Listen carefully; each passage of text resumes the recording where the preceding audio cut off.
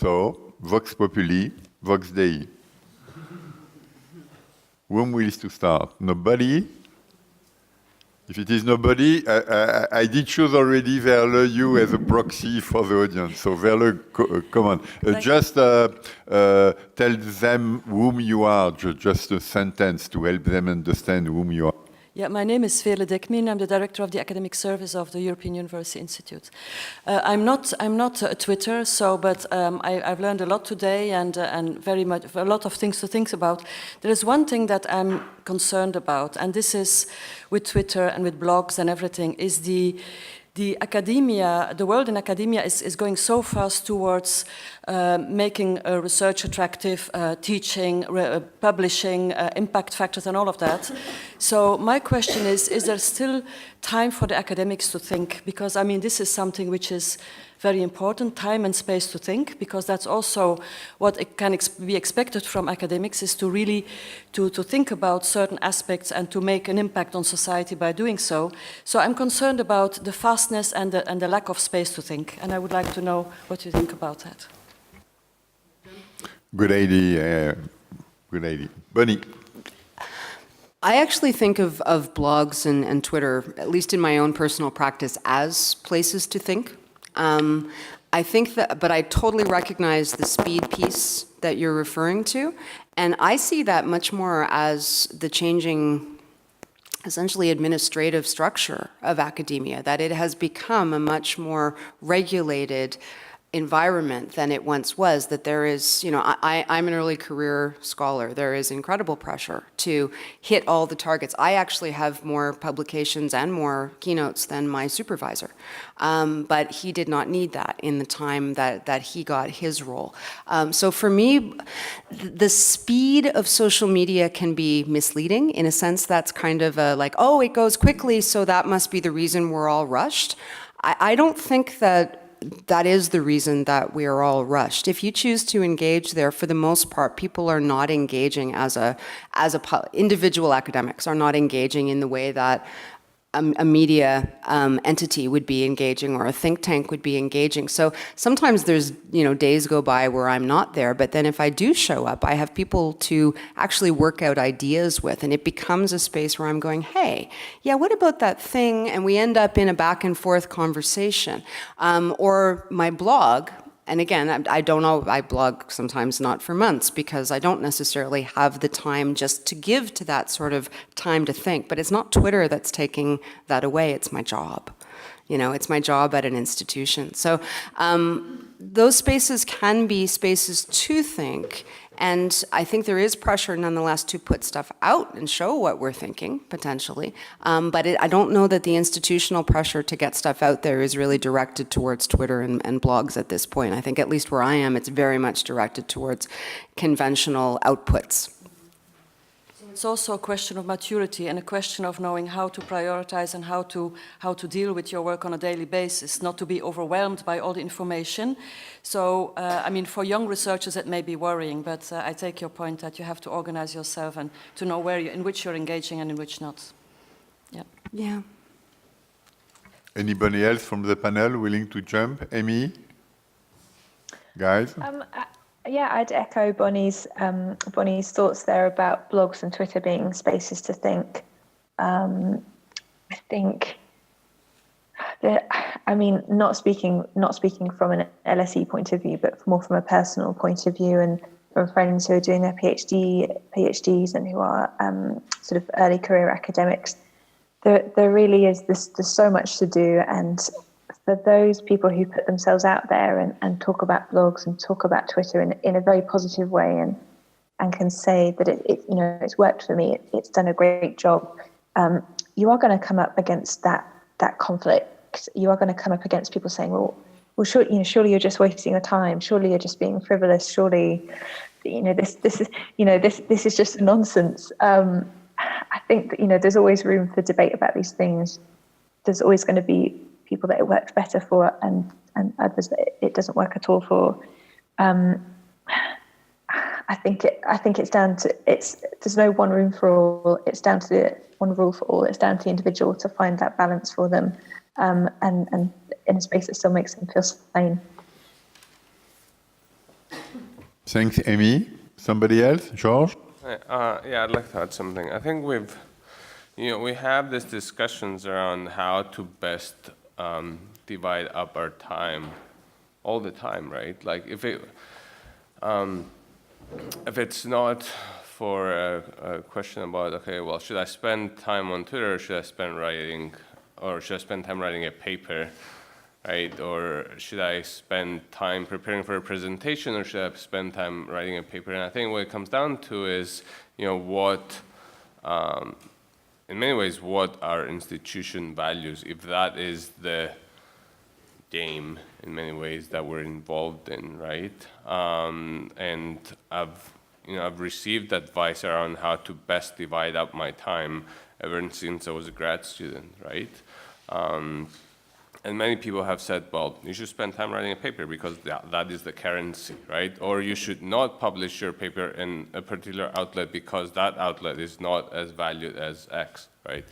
So I'm not sure if that gets us anywhere, but I guess I wanted to recognize the fact that there's lots of advice around how to best apportion our time, and it often comes back to, well, what does the institution value your time best being spent on? Thank George. Annika and then Ismail. No, then Ismail. Ismail, then Annika. So I have to comment on that question, if I may. The first one is that it's not either traditional scholarship or digital scholarship. Myself, I take notes directly on my blog, so I don't have to think whether I have something on my notebook and then put it on my blog. I take notes on my blog. I use my wiki for that too. My bibliography is fully online. So it's not that I have two different lives and I have to think what is the correct balance, that everything I do is already online, directly online. The second thing, and my apologies if I'm a little bit tough on that, but where I lose time is putting things that are already on my blog, commented by lots of people, and trying to shaping them to adjust to a journal requisites. So it's there where I lose my time, trying to publish and republish some things that are already on my blog, that many people have seen, that many people have commented. So it's been peer-reviewed in my blog, even if it's not the standard thing. So I think that what we have to fight is how the ancient way of doing scholar things, if it is still valid or not if we have to blog or not. I think it's the opposite. Annika? I would like to understand whether between Bonnie and George there is a tension in the sense that George is saying, okay, we might need a matrix for getting a recognition for what we are doing online. But Bonnie is very much stressing the fact, no, it's my free place for thinking. So which would suggest to me, please let it be a free place for thinking where I'm elaborating my ideas for what research, what I also know that Jean-Michel is using Twitter in this way to know yourself what you are thinking and to get feedback on what you are thinking. So it's a real free space and a creative space which is not formalized, which is not standardized, which is not evaluated and not accredited, which is just out there. So, but on the other hand, we have this tension that it doesn't contribute to our career, particularly for early career scholars. It might be a problem that they say they engage a lot in these free spaces, but then they don't have published in a peer-reviewed journal, or they don't get accredited for the, 150,000 people who have commented on their blog. So I would like to ask you that. Which way should we go? Keeping a free space or getting it into the system? Do you want to go? I would say that I actually don't see it as an idealized free space, just to be clear. While I value the space that it is for me and the work that I'm free to do there and the thinking that I'm free to do there, it is heavily constrained. It's constrained by just the presence of unknown audiences, right? And I have become much more careful over almost 10 years of using it. It's constrained by the metrics that are already on the platform, and it does have metrics. And since I started using it, I've been aware of how many followers that I have. I've been lucky. I've been there long enough that I've reached a number that I kind of am not paying attention particularly actively anymore, because there's a ceiling at which you become too too public and too visible, and I'm not necessarily keen to leap over into that. But I think my concern is more that if, and Twitter particularly, is becoming a more institutionalized space in the sense that senior admin or have become aware of Twitter as an entity and tend to know who the people in their institutions are who have high visibility, whether they're interested or not. And I would say in my case, I've been lucky enough largely to fly under the radar in that sense. But if they became interested in tightening that up too much, then I would be much more responsible to their status and their brand. And I would like to keep that independence somewhat separate so that I am tweeting as me and not as entirely as an employee of my institution. The other piece of it is, my sense is that if we try to harden the metrics further. I don't think that alt metrics are fully understood anyway, but if we try to harden what metrics mean so that it's closely tied to tenure and promotion, for instance, there are a lot of people who are not necessarily solely interested in a tenure and promotion career track, who are engaged as early career researchers and PhD students. And any time that you try to sort of harden a line of outputs that are then recognizable, what you're doing is also prescribing certain kinds of actions and certain kinds of paths as legitimate. And I think that given that academia is not hiring in the way that it once was, that it is challenging for PhD students and early career researchers to find long-term, well-paying, rewarding jobs in this sphere, the more that we apply sort of what might be false understandings of career paths based on what they used to be, to maybe even try to recognize and value the work that's being done in social media, probably the more we end up closing things off rather than opening things up. So that's my concern. Thanks, Bonnie. George. Thank you. I'll add to that. I guess first, I wanted to be known that Bonnie and I love each other, so there's not much tension here. No, I know, I'm just joking. But thanks for the insightful question. I think there's definitely tension between those two perspectives, but I'm not necessarily, arguing that institutions should create policies for evaluating academics' participation online. I've definitely seen them. Partly because I don't want yet another metric to be applied to the work that they do. I think we apply lots of metrics to the work that we do without necessarily recognizing how those shape our behaviors. I think there should definitely be more qualitative evaluations of our work, understanding that those are complex and difficult and probably not as desirable in the fast-paced environment that we live in. But in seeing the policies that have been coming up, right, and in seeing that the online environment is more free-flowing than the types of activities that our institution usually encourages, I think that in creating policies, institutions should include a diverse number of voices in those policies to make sure that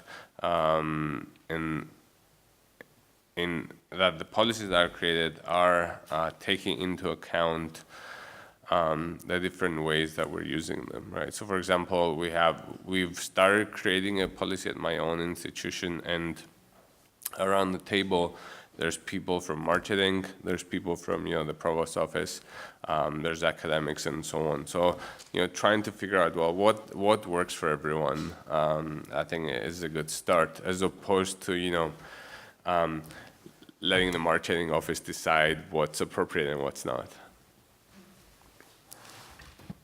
George, anybody else from the panel? Bam, bam, bam. Ladies and gentlemen, you can flag your intent of joining the debate by using the nameplate. It's very convenient for me. Is everybody willing to join? I have a second backup. Annika. So there's another issue which I would like the panel to explore a little bit, and I think this is, so we have Amy who's trying to set up a way of making Twitter work for LSE as a whole institution, but you also mentioned then you're also concerned with how involving, how making it meaningful for the work, so to encourage other people to use Twitter.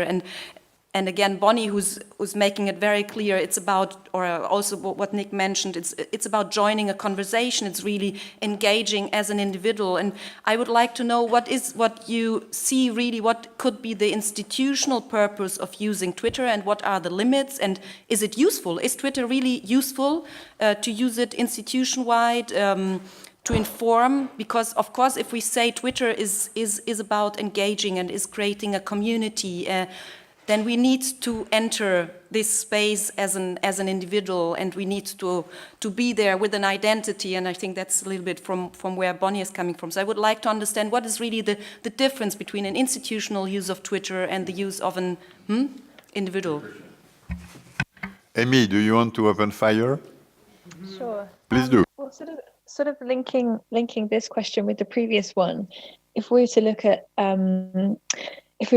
a company like John Lewis or Topshop or any of the kind of big brands on the high street and how they use Twitter and social media, what they do a lot of is use their employees as brand advocates.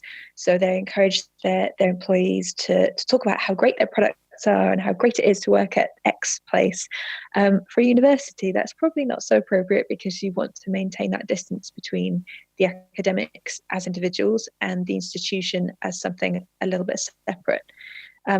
In terms of what LSE is doing for social media, to what LSE is doing for its community, if you like, around social media, it's still, I think, there's a visibility issue.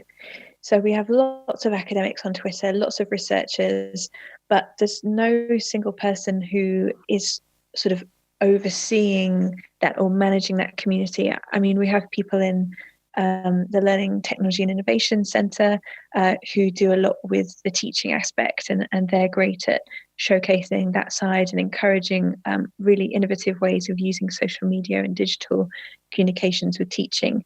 But there's no one kind of single person or single team who's overseeing how we can use this to the absolute max to get the best out of it for our community.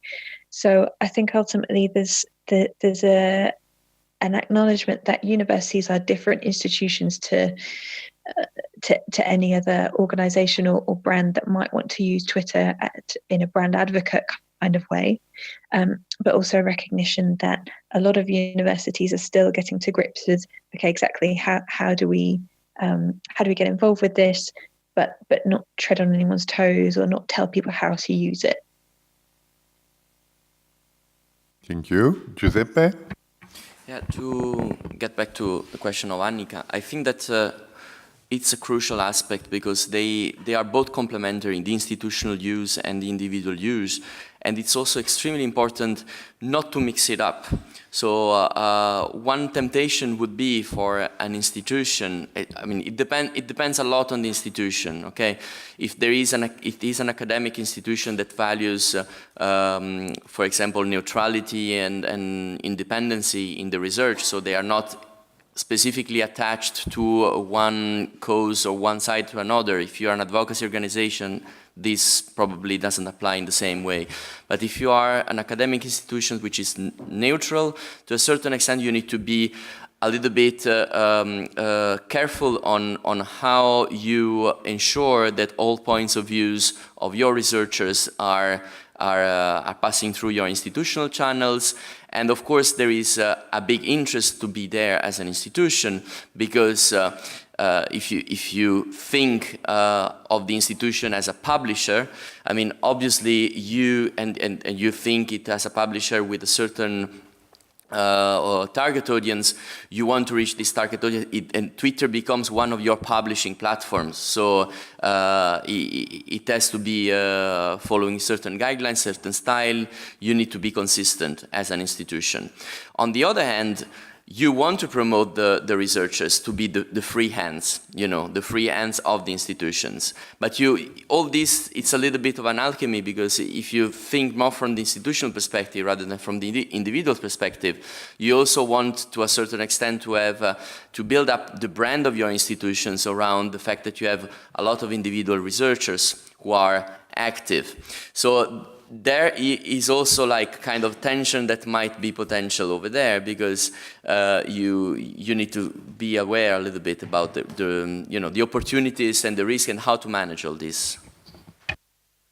Somebody else? George? I'll answer the question by talking about a research paper that we recently finished.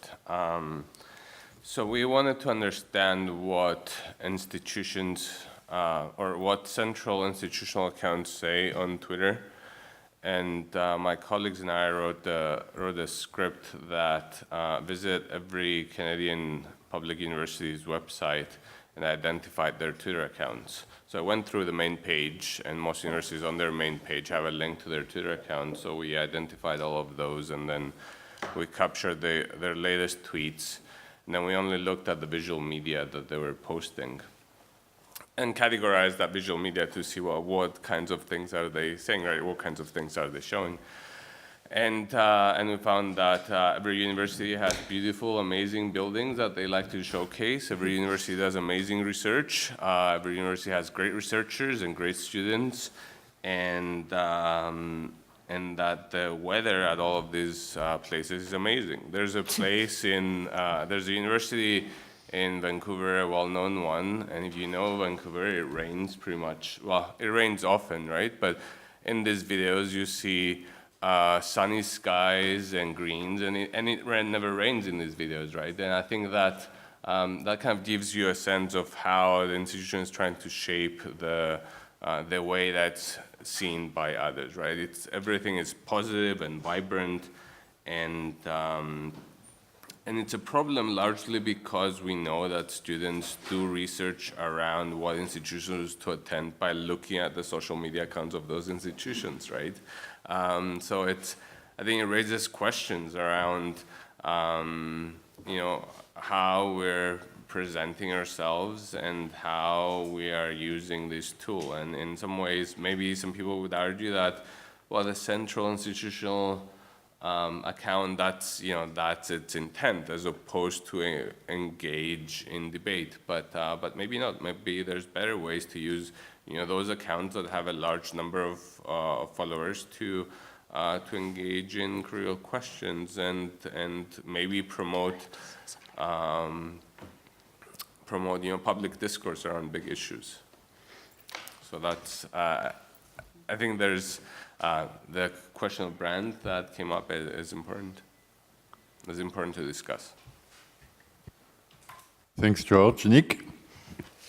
Okay, so I'll just come in and I'll be very selfish and tell you what I would like to have as someone coming from what I like to think is the rather sensible end of the media. I would say, ask not what your social media platforms can do for you, ask what you can do for your social media platforms, because whether we like it or not, that's where the great masses of people are. And I'll come back to that in a sec. And before I worked at a magazine, I did work here for a couple of years, and I worked for the EUI's magazine, EUI Times, which gave me a great excuse to be intellectually promiscuous and go to every event.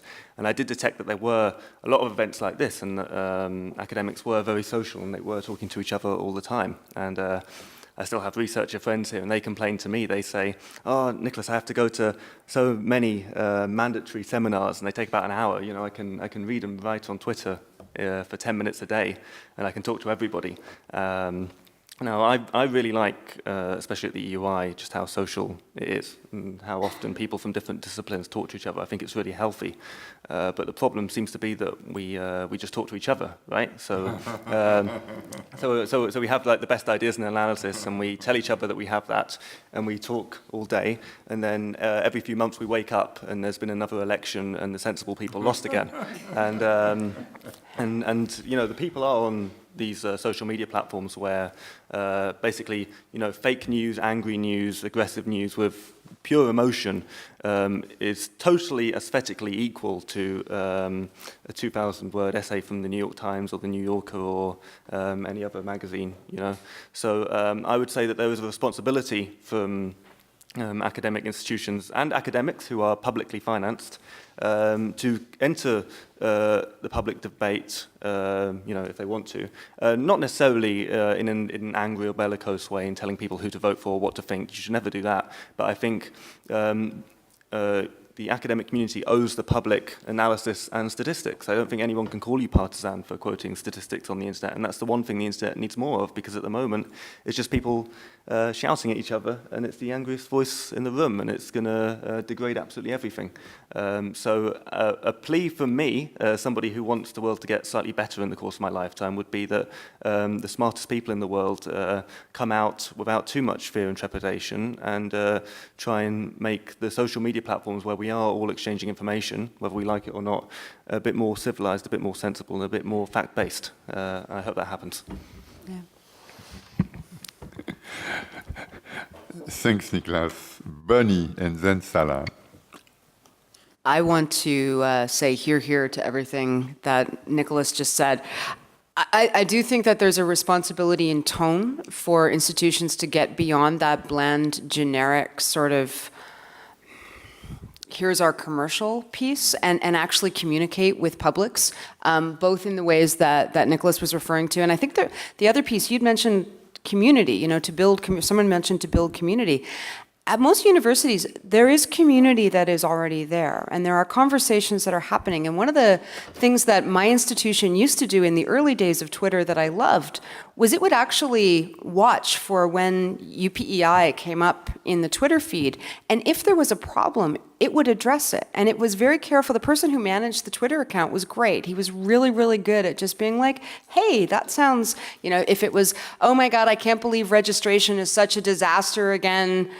UPEI, can't you get it right? Gosh, we're sorry, can we direct you here?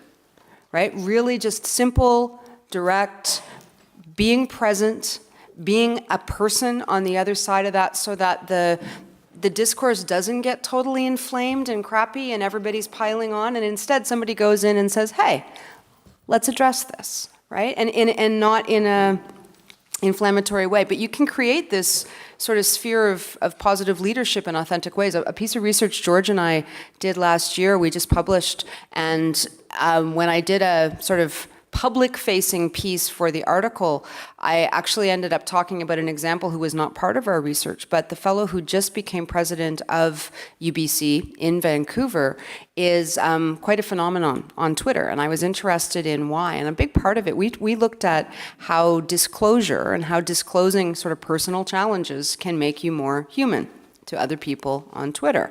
Well, this guy has talked about his own mental health challenges in the past in the capacity of the president of a university who goes on Twitter and says, we have a suicide prevention event happening. It's really okay if you feel this way. I felt this way once. This is where I am now. For someone to take that and personalize something that's that dramatic and that personal and be willing to stand in that space and go, yeah, actually, these are problems that many, many of our students face. I don't want you to feel othered in this experience. Hugely impactful in terms of people having conversations and kind of feeling like that's something they can talk about. And so the more that we use Twitter and blogs and all of these social media spaces to, one, watch the crap that's happening, and try to get ahead of it where we can, and two, to seed positive discourse and talk to our publics outside of our community, I think we're doing good. Thanks, Bonnie. Bridget, did you ask for the floor? In listening to Nicholas, he's absolutely right. One would ideally want this space to be civilized and facts-based, but it's not. It's not.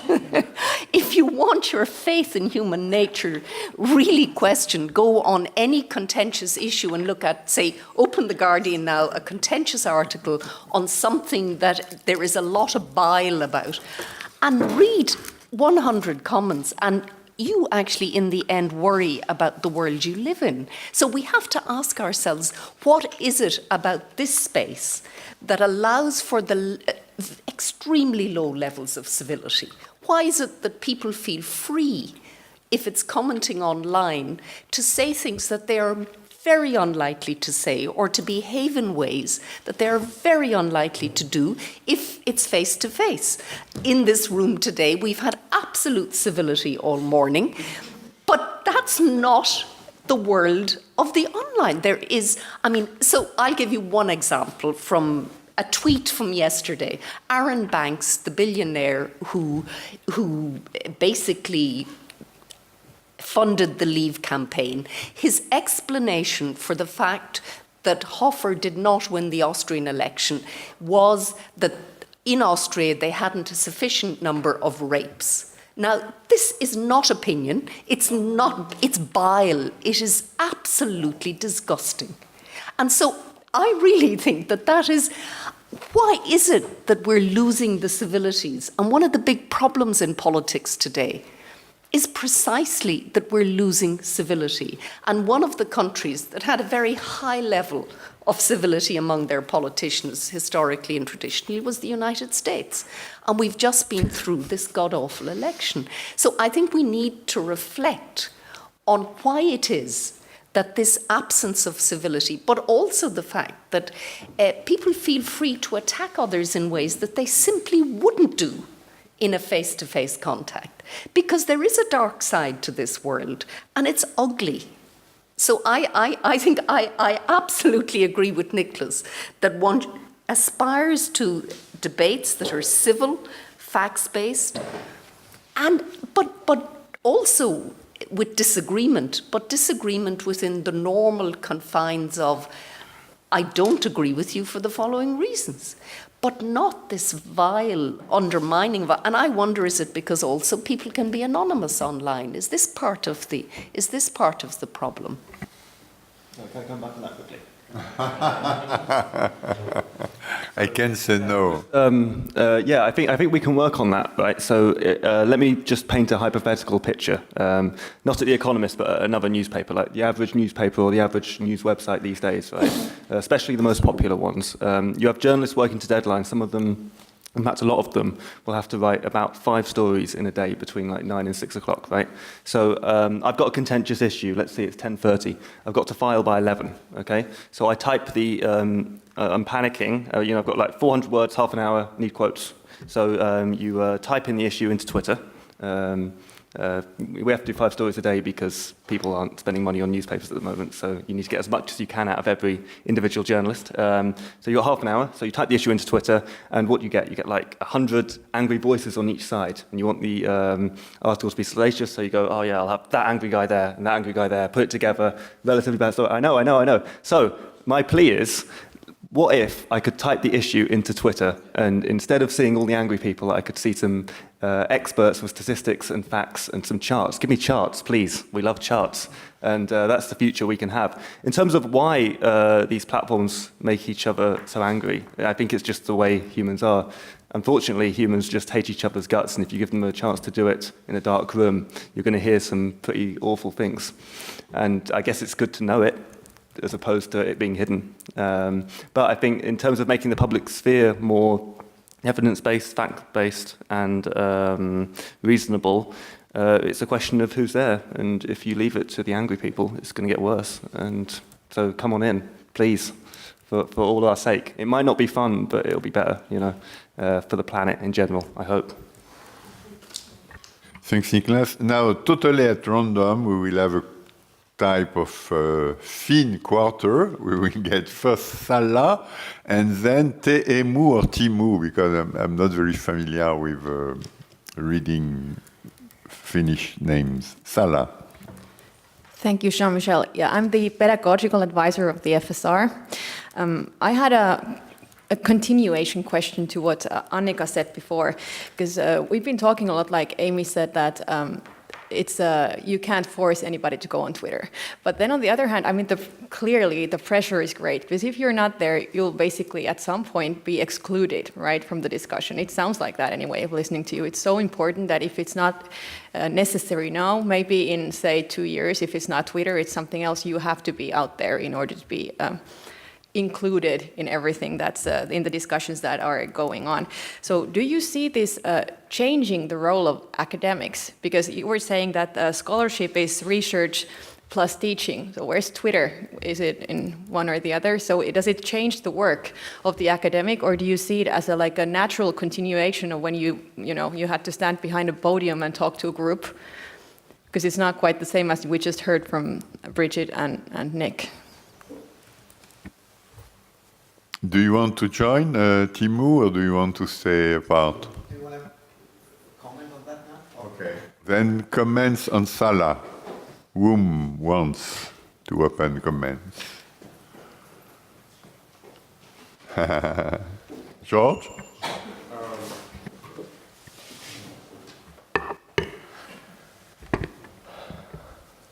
I guess I'll just pick on that last part around whether Twitter is changing our practice. I think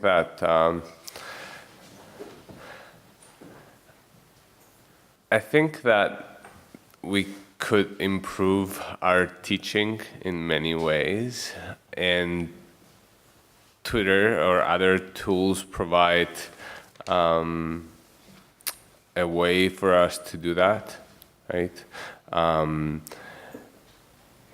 So in that sense, Twitter provides a foundation to allow us to do things that tools that our institutions use on a daily basis don't allow us to do, right? So like, for example, expose our students to a diversity of opinion, or to broad extreme opinions that they should see to understand the world. Whereas, Blackboard might not allow you to do that, right? So I think in that sense, there's potential there. Should everyone do it? Well, I mean, I think that everyone should try to improve their pedagogical know-how and expertise, and I think that considering how these tools might allow us to do things that we ascribe to do, like engage with the public, or make our students' work more visible, or understand how humans live and work today in this day and age. I think some of these tools provide us those opportunities. Thank you. Anybody else?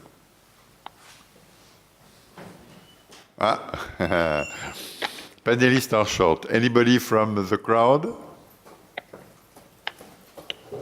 Pam, pam, pam, pam. Annika? I wanted to disagree very strongly with... Tim. I wanted to strongly disagree with one thing Nick said, which is that it's better to make things visible than have them hidden. I don't think this is necessarily the case. I do think that if we give people a platform, things are created. So it's not only making things visible, but to create ugliness. So whether this is connected to online or not, I do think that Trump did say a lot of ugly things as well, and not necessarily tweeted them, but also simply because of the media attention he had. He said a lot of ugly things, but I do think that it's not necessarily because we make it visible. Annika, tell me something about pamphlets in the 17th or 18th century, or even the beginning of the 19th. Beginning of the 19th, I remember one, it was a kind of song. It was saying, I know one place you should build a rail. It is the place going from the French Parliament to the hospital for the mentally ill people. It was 1847 pamphlet. do you, so you want to say that ugliness has existed all the time? The story of having a public area, because what you are saying is that you are creating a public area, and on a public area, a public scene, you're creating something. But since when do we have public areas created by milieu, by mob, by even social movements? Yeah, since a long time, no, since the modern era. So I mean, perhaps because I'm German, I'm very much with Habermas. I do believe strongly in our role of creating a public discourse, of creating a quality public discourse, and I do think that even different from media and different from think tanks, that academia does have a very, very important role to play, and all of us individuals do have an important role. But not only. I mean, online allows also to say there is an academic institution, we shake the bricks and mortar and we throw it down. There's other people out there who have an informed opinion, who have something to contribute. And I think also to make these boundaries more fuzzy is also one of the opportunities we might be able to use with online. Just a quick note on this. I think that in these regards, I mean, what Nick said, and I think the work that Amy does at London School of Economics and the work that London School of Economics does with this blog, I think it's really a success story on these regards, because the role, coming back also on the role of the institutional presence in the social media, is not so much to go there and troll, like, or anti-troll the people, but really provide the counterbalance to the amount, I mean, even just the amount of fake news that are being circulated over there, and goes also to what Nick said, because this counterbalance as well when then journalists are actually writing about it. And I think it's like an immense role and immense responsibility that both think tanks, research institutions, academics, universities, we all have this responsibility and this very much historical moment. Nick, 10. Wow. Okay. Yeah. Well, just to clarify, I agree with that, but I also don't think that. I mean, there's more to the potential in social media of just Habermas and influencing the public sphere. You know, I don't think everybody should be an activist all the time. I don't think everybody should be reading the New York Times and grinding their teeth every day all the time. There's I mean, the potential of social media to connect different fields and different institutions and different academics across the planet is absolutely phenomenal, and I don't think life would be worth living if we spent all of it thinking about Donald Trump. Thanks, Nick. Timo. Thank you. I was thinking that I kind of agree with many things people be saying, but I think there's I tell a story. I met with one of our architecture professors, and we're talking about the social media, and they visibility, and he was having, I think, quite good point. He was saying that yes, the openness and the transparency is important, but also those people who are really interested, they will find them. They don't need to do marketing. The people who are in the architecture in the same level as they are will find them, and almost like a strategy could be to be hard to find, but it still requires that the information is available. So I think it depends a bit of also that kind of a role of different scholarships and different fields of research. I think the top researchers, I mean, they can also wait their colleagues and smart people to find them, rather than being extremely active in the online public sphere. I think with political science it's a bit different question, but with science and art, most interesting thinking might be in peripheria, might be hard to find, may require work from the people themselves to find those unique ideas and thoughts in there. Timo, it's a question I'm asking myself. When I see the time leaders in knowledge production are wasting into traveling, giving lectures, etc., I always wonder, why don't they tweet anything? And I do not know if they will start one day, because of their age, we need new elite of knowledge production, or if they will neglect it because they have their styles, they do not need the other legitimacy. I really do not know. I wonder. But I have nothing to say. I'm only the chair. Samuel. No, it's okay. This is a real example from a colleague of mine at the psychology faculty, but I think it's very interesting in our case. I don't know if you know what Lowe's syndrome is. It's a rare disease that affects only 1 person out of 1 million. So in the past, in the pre-internet era, if you were lucky, you would find in your life 1 or 2 people having Lowe's disease. That means that if you're a family of one of these guys, or if you're a carer, or if you're a researcher, you will only find 1 or 2 cases in your life to do research or to know how to care about your your young son, etc. A friend of mine created a platform and a discussion list in the Spanish-speaking world, and now there are literally hundreds of people gathering there, sharing experiences, sharing data, sharing findings, etc., etc. What I'm trying to say is that we are focusing only in the communicational part of Twitter and social media, and the huge part of social media is doing things. It's not setting an agenda, it's not communicating, it's not being the first one to say something. That's literally millions of people doing things which really do not care where Trump said this or that. And I think that we should not, I mean, if we are researchers or we are scholars, which normally we not only think, but we do things, I think that we also should be looking at that part of the story.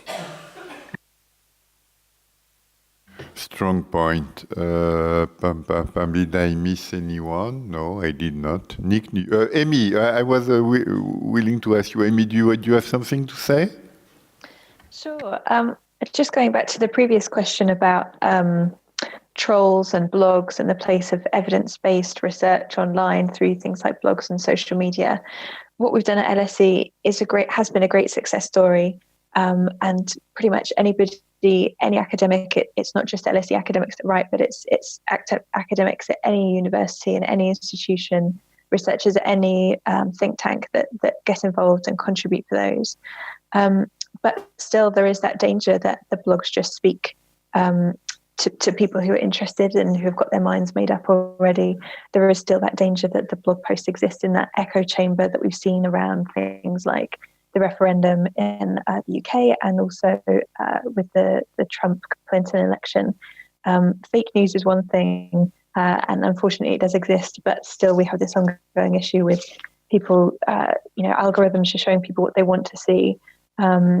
So whether you're an academic blogging about your research and the evidence-based, data, things that are coming through, we're still up against this issue about algorithms and Facebook just showing us left-wing news all the time, or right-wing news, essentially, a cup of tea.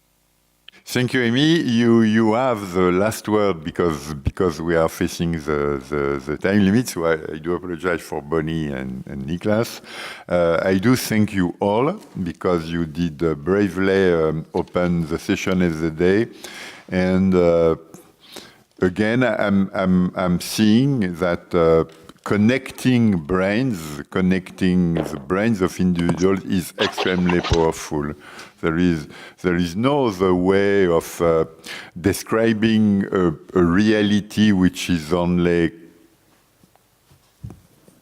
building. There is no other way that connecting open brains. And I do heartfully thank you, the panelists and lecturer, and I will applaud you, and after that I have 2 jokes.